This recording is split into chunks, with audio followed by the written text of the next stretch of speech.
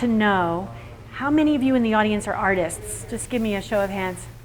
Okay, everybody. Well, good. Why am I not surprised, right? Well, good, because I want to ask you all a question. How do artists feel about rules? Rules and limits. Forget about it? No? Learn them and break them. Learn them and break them? Yeah. Is this an appropriate response? We don't like rules because it could be too constraining, too limiting to let our creativity flow. And if we do like rules, it might be because we want to know what we want to break. If we want to make something new and unusual, the best thing is to break a rule. In fact, throughout art history, the old masters, the great masters' works that are most memorable, if we check on those, I would bet that they are the ones that broke the rules of the times. If rules are meant to be broken, does that mean that that art is all subjective? Then does that mean that there's no way that we can look at our own artwork and say, how can I make this better? Is there an idea of better? Well, anybody? Definitely? Yeah, I agree, and that's why I wrote this book. But instead of rules, what I am using are what we all share in common. So even though, as human beings, every single billion one of us is different. We all have different experiences, different preferences, and different intentions that we'll put into our craft. So every work is going to be different because every person is different. But I do see that there are commonalities. And one of the biggest commonality that is especially relevant for us visual artists is that we have an eye-brain perception mechanism that's pretty similar. So even though there's always exceptions, but I believe that most human beings have a similar perception mechanism. And we can use those. Well, there's a friend of mine, Pat Bailey, who defines painting. He's a painter, and he's one of the artists that I have in the book. He defines painting as creating eye choreography. If we know what our intention is with the work, and we know the rules of, if we want to say rules, the shared similar eye perception mechanism that we all have, then we can better create eye choreography for our work, make the eye choreography the best it can be for the type of work that we're creating. So instead of rules in my book and saying for every painting you have to do this, I'm bringing up perception ideas that then you look at your own work and your own intent for the work and say, is this something I can use and make my work stronger, more powerful, make that eye choreography sing the way I want it to sing? Or is this something that I would like to avoid on purpose because of what it does? So the book, Create Perfect Paintings, use the word perfect in it to mean what is perfect for you, not some external cultural concept of perfect, but what it is you, each individual one of you, is trying to make with your work. It's the subtitle that I think brings the most to the idea of the book, which is An Artist's Guide to Visual Thinking, and it's really about how we see that perception mechanism. My book can be used for any discipline. It's really focused on painting and painters. So if we look at the idea of wallpaper on one hand versus painting on the other, we could say that they share a definition. We could say that both wallpaper and painting are an image on a flat surface. But the intention is different. So for wallpaper, a good wallpaper designer is going to want that wallpaper to be in the periphery, to not grab our attention, to let the furniture and the people in the room be the focus. Imagine what it would be like to be in a room where there was some crazy attention-getting wallpaper. I think if I had to sit there for longer than a few minutes it might drive me crazy. So there's a reason that wallpaper is meant to be in the periphery. Whereas as painters, our paintings, we generally want to get attention. We want to draw attention to the work. If the painting is on a wall with 20 paintings, we would like somebody to want to go up to our painting and look at it. So I believe as painters, we have two shared goals that most painters would say that they want. One, they want to draw attention to their work. And two, once they get attention to the work, they want to have that viewer glued to the spot. You know, they want the viewer to have a prolonged viewing experience so that they can get the kind of experience we want them to get in a deeper and more meaningful way. So I would probably bet that most painters have those two similar goals.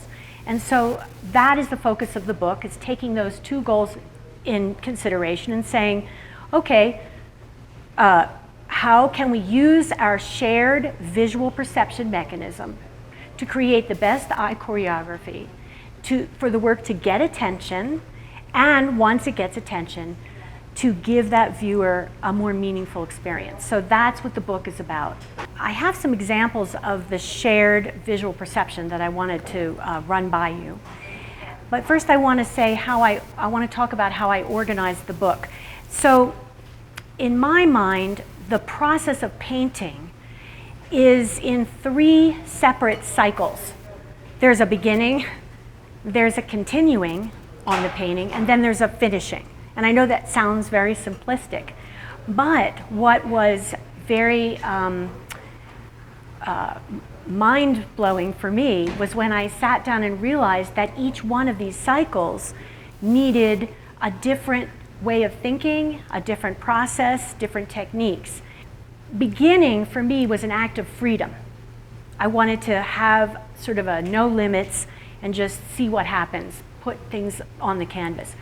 Continuing for me was an act of faith, that somehow the painting wasn't finished yet. I didn't know where it was going, but if I kept at it, it would get somewhere.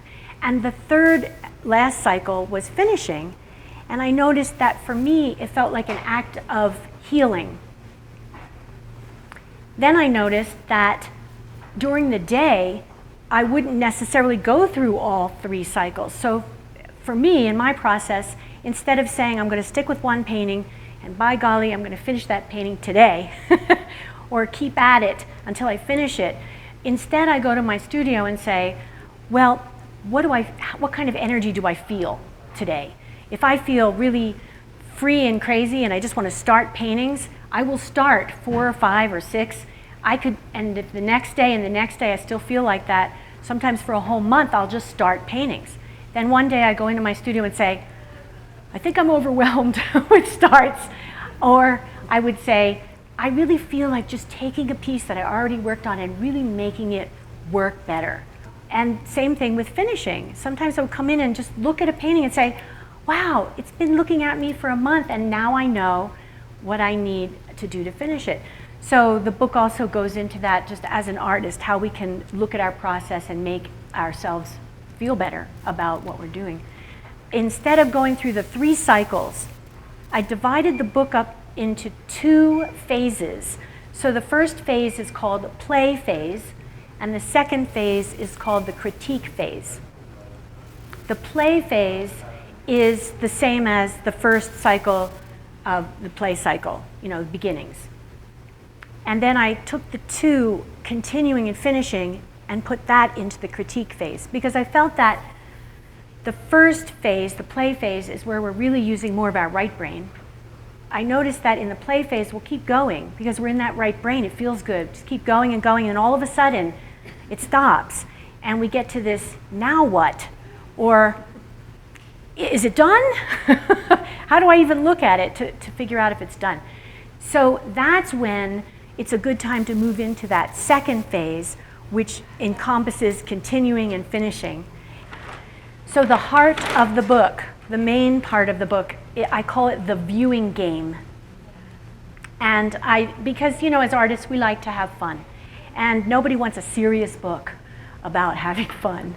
So I I made something called the viewing game, and that is really a self-critique method, but self-critique sounds so serious.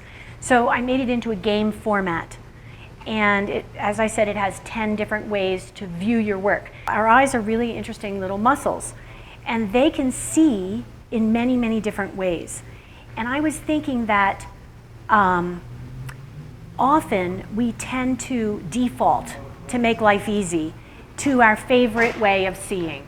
So we're only kind of looking through one set of lenses.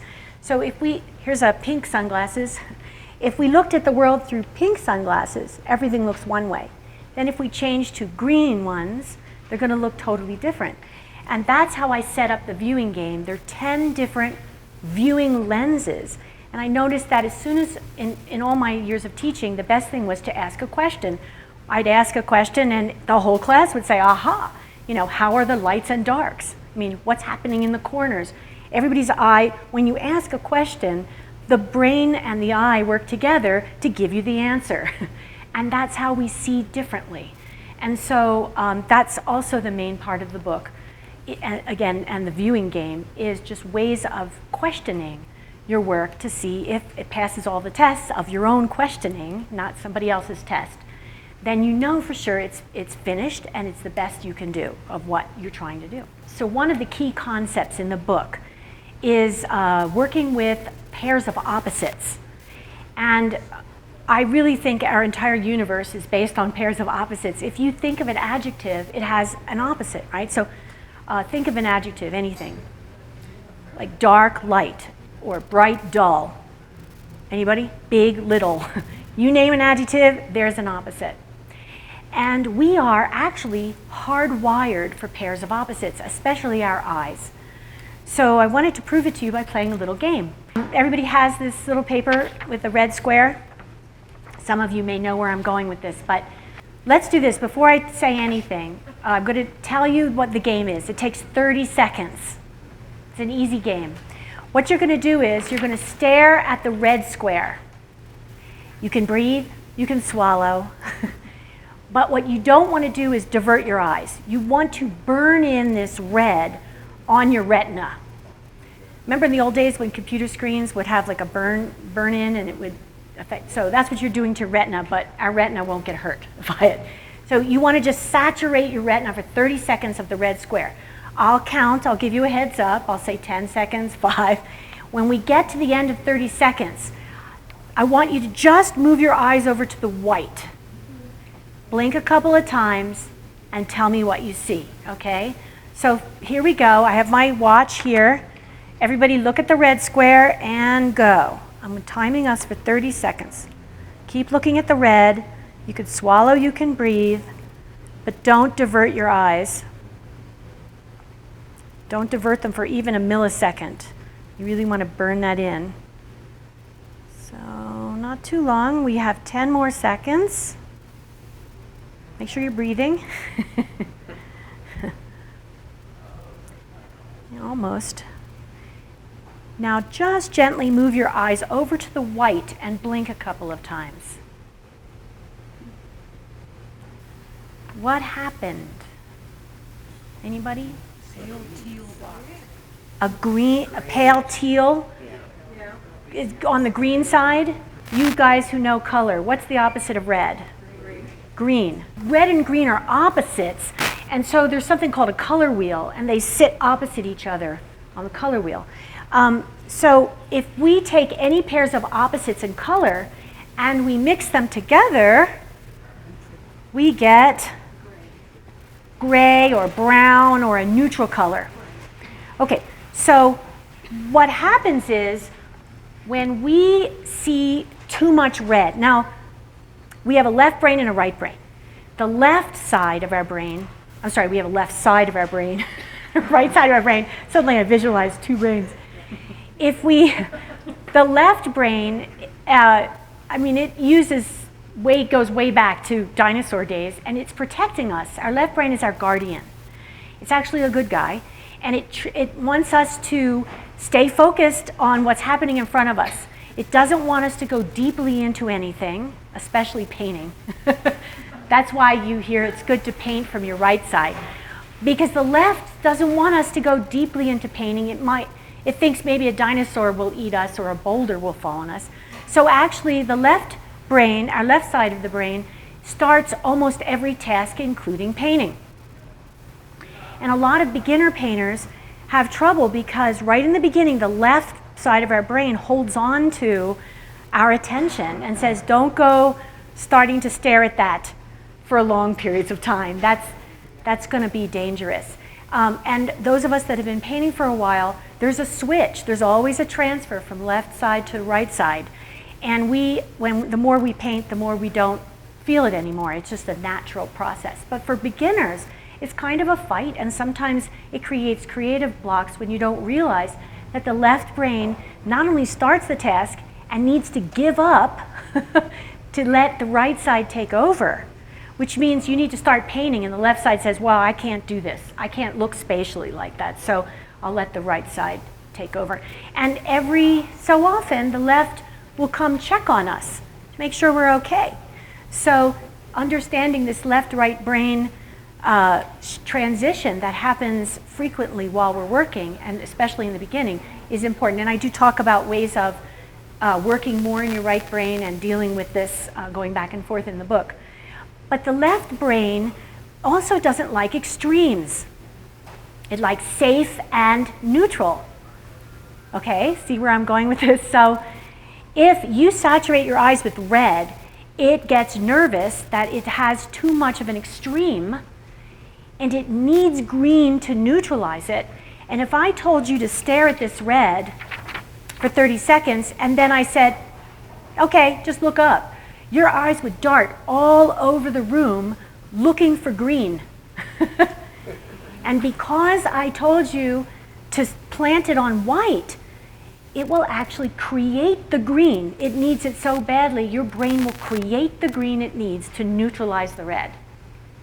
That's really powerful, and it works on everybody. The only time it doesn't work is if you let your eyes by accident, and your eyes do not want to stare at the red, but if it wanders a little bit, it's going to find green somewhere and solve the problem.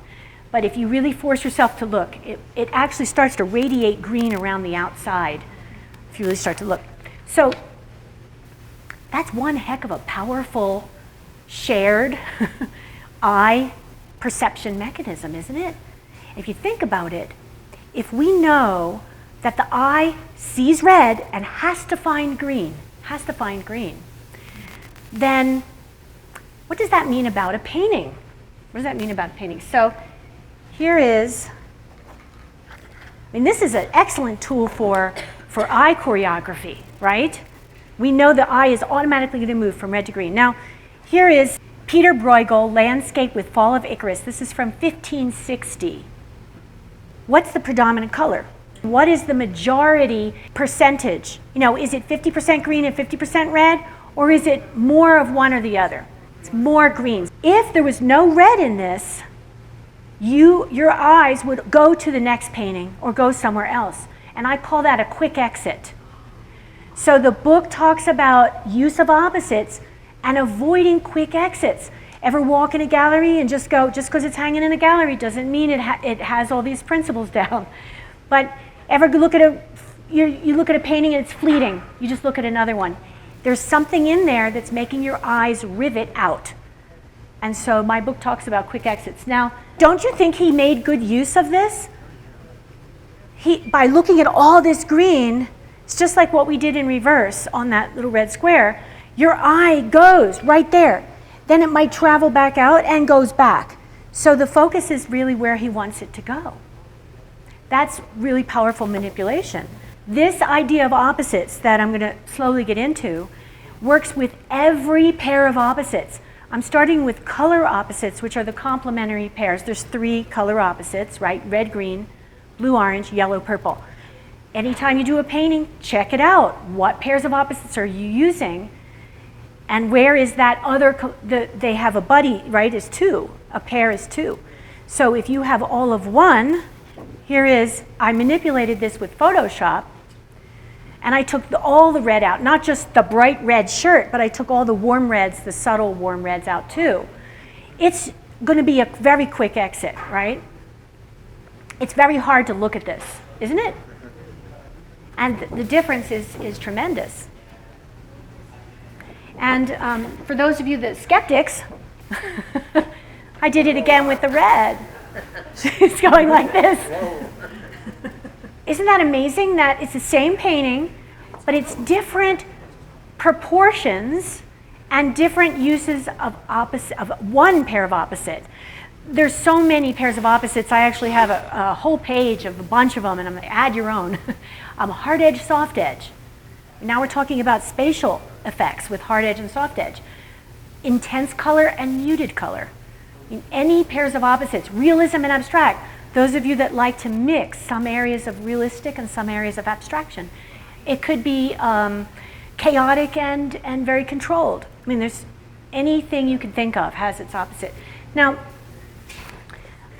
so the book uses all kinds of principles, again, from our shared perception, and then we, of course, have to use our own work and say, do I want to do that or not? And here's an interesting example of how a concept is not a rule, or how you can take a concept and really personalize it. This is Marcia McCoy. This is all of these are prints, obviously, of paintings.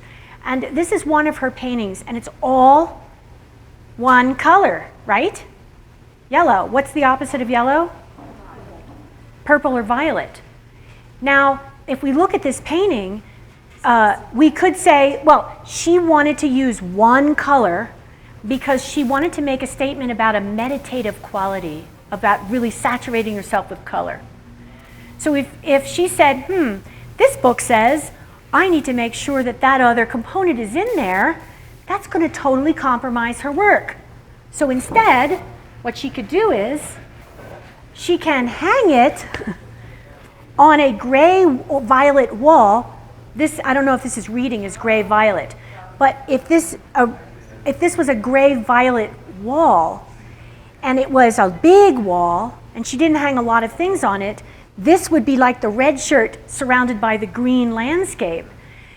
So not only by adding this big expanse of a gray wall, and you know, Georgia O'Keeffe would always mix her own gray at the Stieglitz Gallery because she wanted a certain color behind her paintings. Not that she was doing this kind of work, but color to color is very, very interesting. And so now, instead of a quick exit that this would do on a white wall by itself, maybe only a few people would be okay saturating their eye with yellow. Now we have a riveting effect. We've just gotten attention to this, and we're prolonging the viewing experience merely by understanding this idea of opposites and then making sure that we're not compromising the work with it, just using it for the benefit of the work. Oh, I forgot to show you, I have one more. Okay, so I've altered it again. Let me go back to the original. Okay, here's the original. I altered it because what I wanted to do was make a statement about proportion. Remember we talked about the definition of wallpaper versus the definition of painting, that they could be very similar, both an image on a flat surface. If you use pairs of opposites in equal amounts, let's say 50-50, in your painting, you have created a great wallpaper.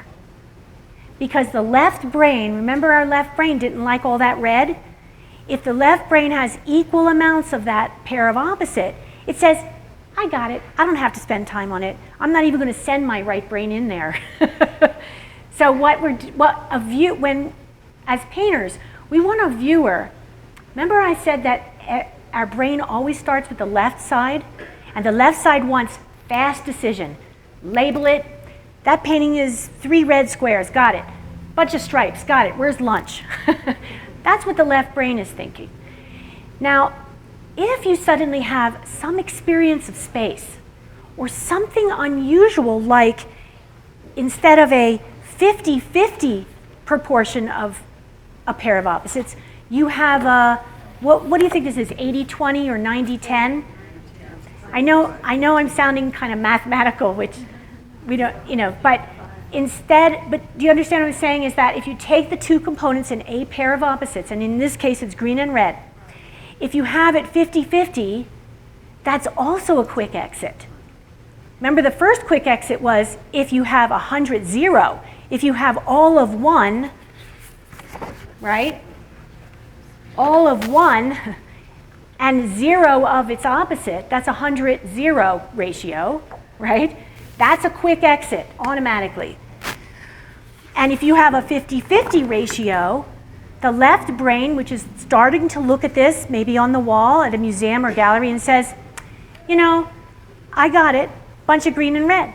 It's a landscape, I'm moving on. But if it starts to see something that is unexpected, a little red surrounded by a lot of green, or we could say an unexpected ratio of 80-20, 70-30, 90-10. Does that make sense when I say that? Now the left brain will not only go, what's happening over there? Do you ever see somebody looking at a wall in a gallery and going, hey, there's 10 paintings, and they're going, hey, why are they going to that painting? Because there's something unexpected in there. And there's a lot of things we could do that's unexpected, but a huge area is this idea of unexpected ratios of pairs of opposites. So that's what the eye is going for.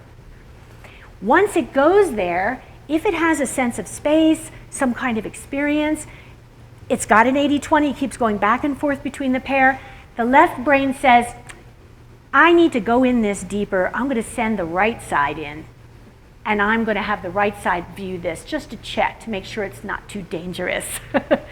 Now the viewer is looking with the right brain and getting a much more exciting, interesting experience. I would say that as painters, I mean, that's definitely my goal, is I would like somebody to just go right up to my painting and have this right brain experience, or a longer, prolonged experience. If the left brain of the viewer doesn't switch to the right, you will have a fairly quick exit. I mean, you can make the exit quicker by several things that I list in the book, but you can also take that away and make it a slower viewing experience by looking at some of these issues.